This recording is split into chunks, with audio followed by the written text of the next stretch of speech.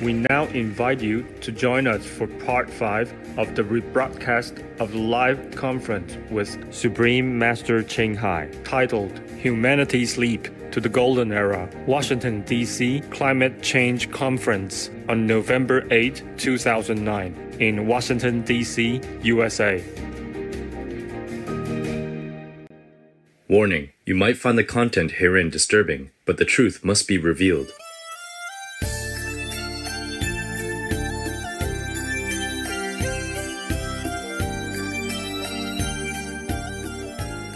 Dr. Michael Greger is a medical doctor and the Director of Public Health and Animal Agriculture for the Humane Society of the United States.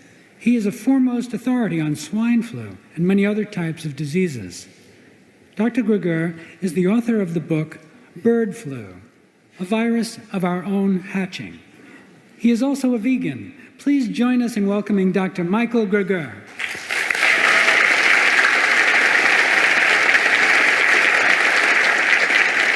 Thank you. Good afternoon. According to the Director General of the World Health Organization, the 3 greatest threats facing humanity, number 1 is the global food crisis. Climate change is number 2, and pandemic influenza is number 3, all of which have to do with our food choices. The current pandemic has killed thousands of people, but in a world in which millions continue to die of diseases like AIDS, tuberculosis, malaria, why is there so much concern about this so-called swine flu? Because apparently the last time a nearly entirely new flu virus jumped species and caused a pandemic, it went on to become the deadliest plague in human history. The influenza pandemic of 1918, most flu strains tend to spare young, healthy adults. The 1918 virus killed people in the prime of life. In 1918, more than a quarter of all Americans fell ill. This is a chart of percent of population dying here in the States.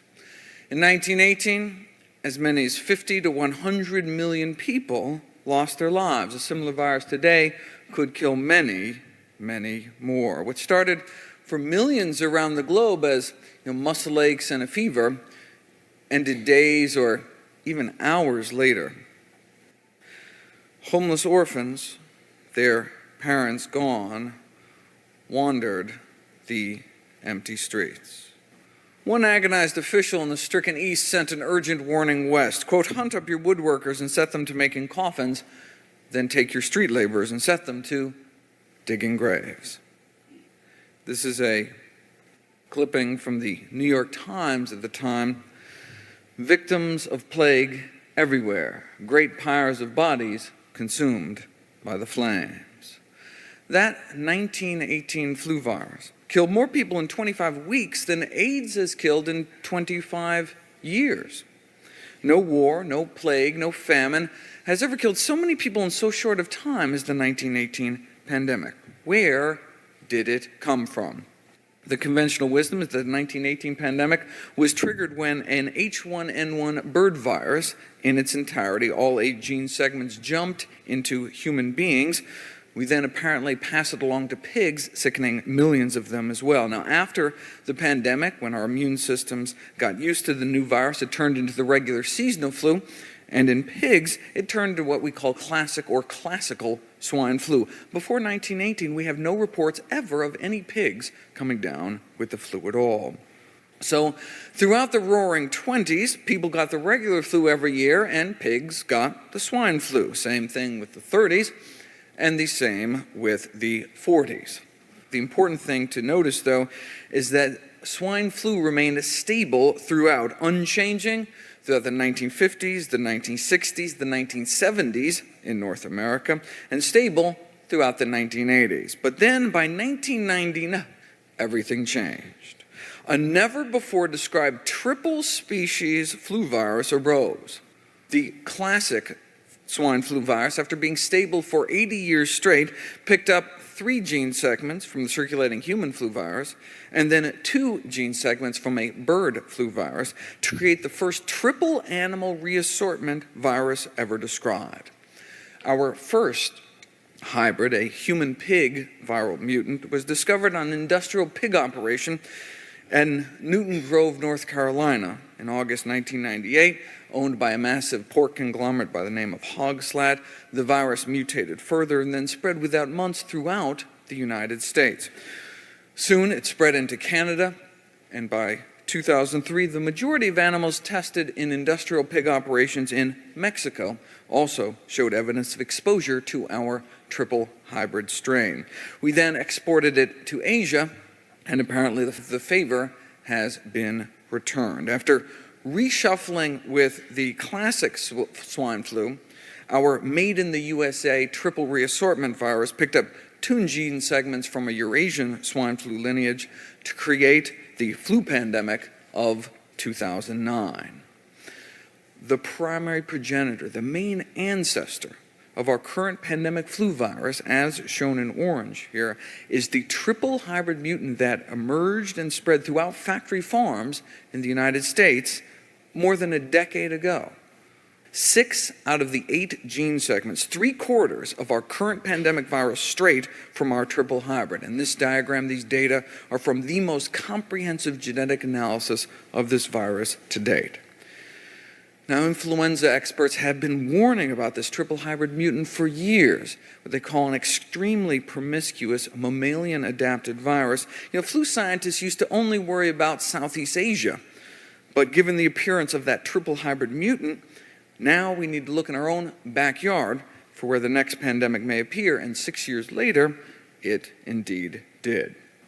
After 8 decades of stability, what happened in the 1990s that led to these unprecedented changes in swine flu? And the same question with bird flu. No human deaths from avian influenza for 8 decades until 1997, when H5N1 starting killing people in Hong Kong. And then H7N7, bird flu, emerged in the Netherlands, which went on to infect 1,000 people and ended up being transmitted efficiently from person to person. Just 2 examples of new bird flu viruses infecting people. Now, in poultry, the number of outbreaks of highly pathogenic, highly disease-causing strains in the first few years of this century has already exceeded the total number of outbreaks recorded for the entire 20th century. As one leading flu scientist told Science, we've gone from a few snowflakes to an avalanche. What has been happening in recent years to trigger these kind of unprecedented changes in both swine and chicken flu viruses? Let's ask the world's leading expert, Dr. Robert Webster, as did the senior correspondent of NewsHour with Jim Lehrer. Was there something qualitatively different about this last decade, made it possible for this disease to do something it's never done before, some kind of changing conditions that suddenly lit a match to the tinder? Webster replied. He says farming practices have changed. He talks about growing up on a farm. He says now we put millions of chickens into a chicken factory next door to a pig factory. And this virus has the opportunity to get into one of these chicken factories and make billions and billions of mutations continuously. And so what we've changed is the way we raise animals. 5 years ago, the world's 3 leading authorities got together for a joint consultation. The World Health Organization, the Food and Agriculture Organization, the United Nations, and the World Organization for Animals Health, the world's leading veterinary authority. And their job was to uncover the key underlying causes of all these new animal-to-human diseases. Number 1 on their list in themes of risk factors was this increasing demand for animal protein the world over. Animals were domesticated 10,000 years ago, but never before like this, especially pigs and poultry. Chickens used to peck around the barnyard, but now chickens raised for meat are typically warehoused in sheds containing tens of thousands of birds. Half of the egg-laying hens on our planet are now confined in what are called battery cages. These small barren wire enclosures extending down long rows in windowless sheds can be up to 1 million birds on a single farm. About half the world's pig population is currently confined in these industrial confinement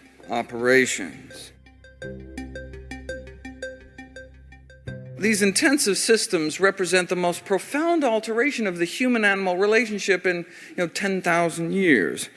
Now, the industry is slowly waking up to the growing realization that viruses previously innocuous to natural host species have in all probability become more virulent by passes through these large commercial populations. This is from an international trade journal.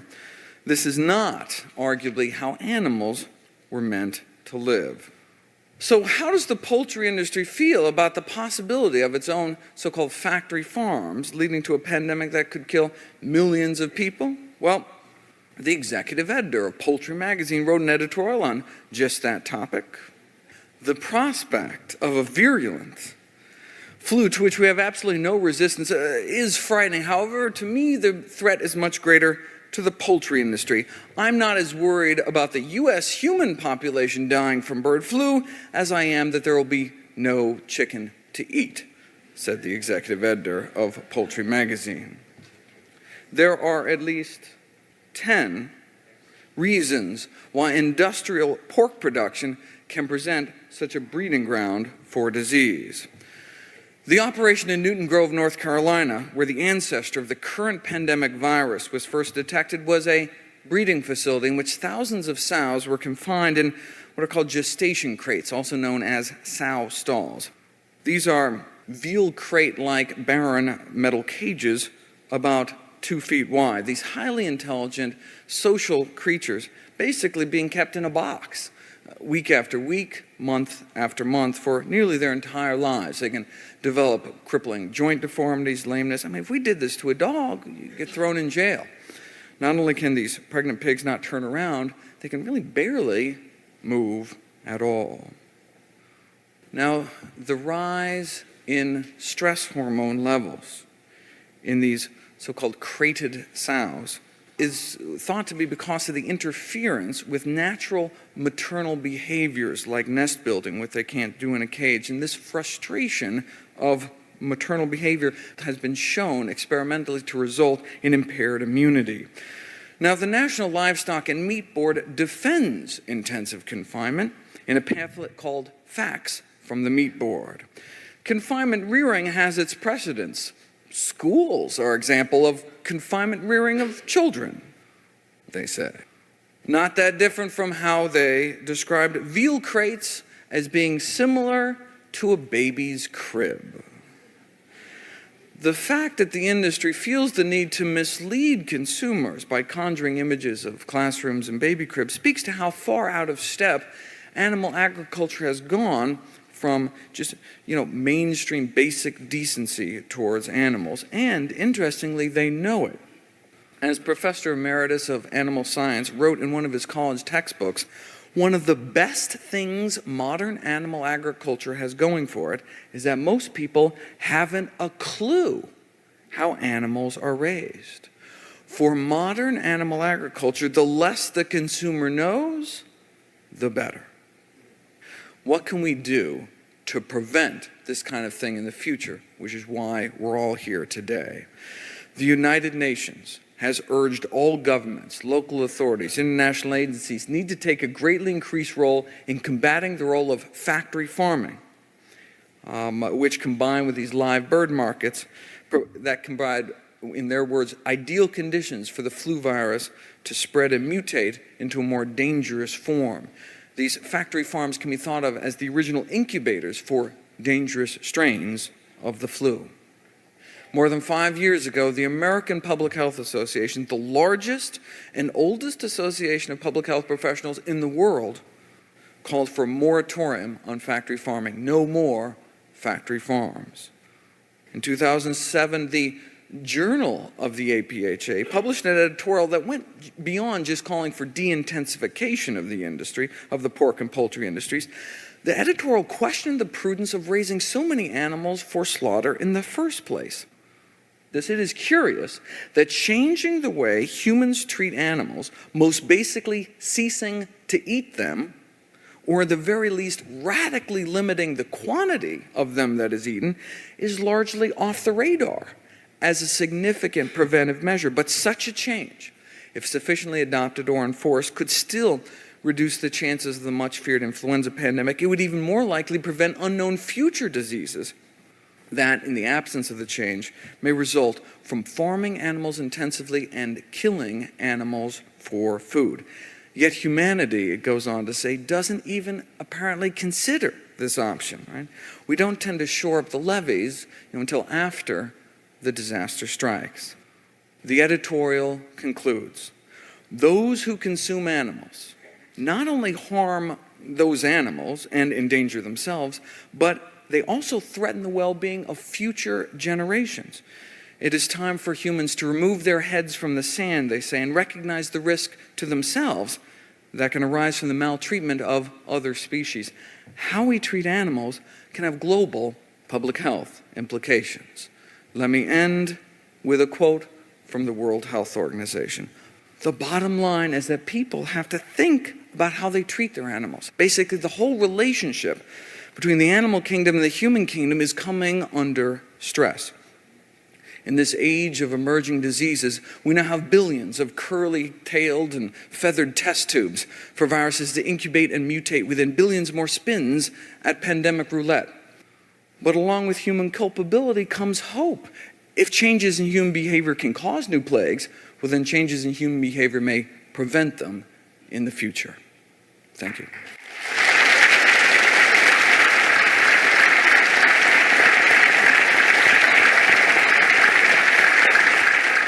Thank you, Dr. Michael Greger.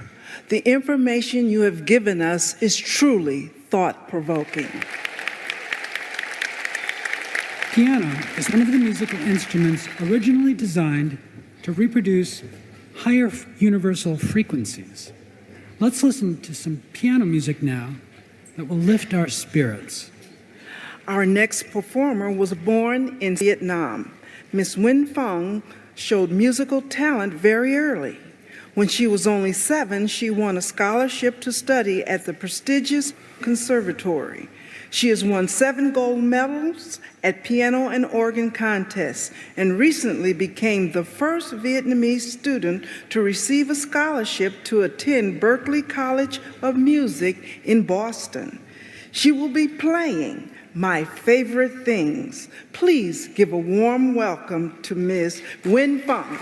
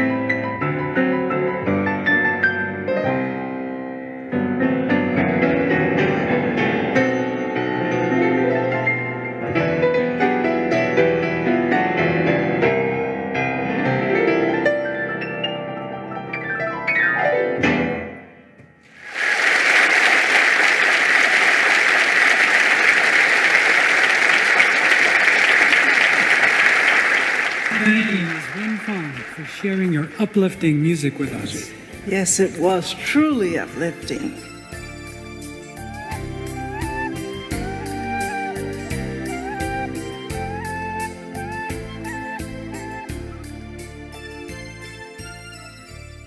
My name is Dr. Michael Greger. I'm the Director of Public Health and Animal Agriculture at the Humane Society of the United States and its international arm, Humane Society International. I'm just very pleased to be here, and I'm so glad that this message is getting out there. The World Watch Institute, a prestigious environmental think tank here in the United States, just last month published a report suggesting that the majority of anthropogenic or human-induced greenhouse gas emissions come not from transportation, but from animal agriculture worldwide, suggesting that it would be better for the planet if we all transition to a plant-based diet, even better for the planet than if we got rid of all cars, trucks, and ship combined and moved over to renewable energies. And so I think that really, particularly as Copenhagen comes up in December, it really underscores the need for us to make radical changes in society for our future generations.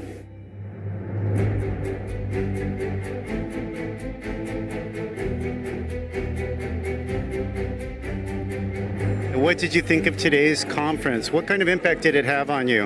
I loved every minute of it. It's the same message that we've always been speaking about. Is now just a lot more prevalent. I would think, and that's love, and of course, be vegan. I don't think people really should be calling vegans. I think they should just be calling them passionate people who believe in saving the planet. So if you want to save the planet, then you know what to do. Veganism is a great way to take on climate change, for sure. And what is your impression of Supreme Master Ching Hai, given the fact that you just heard her speak? She seemed really nice. Really, really nice. And like I said, she makes a great point about the vegan diet. And that combined with, moving away from fossil fuels and towards clean, renewable resources, making sure we pay attention to science-based solutions, that's exactly how we're going to create a peaceful, green future.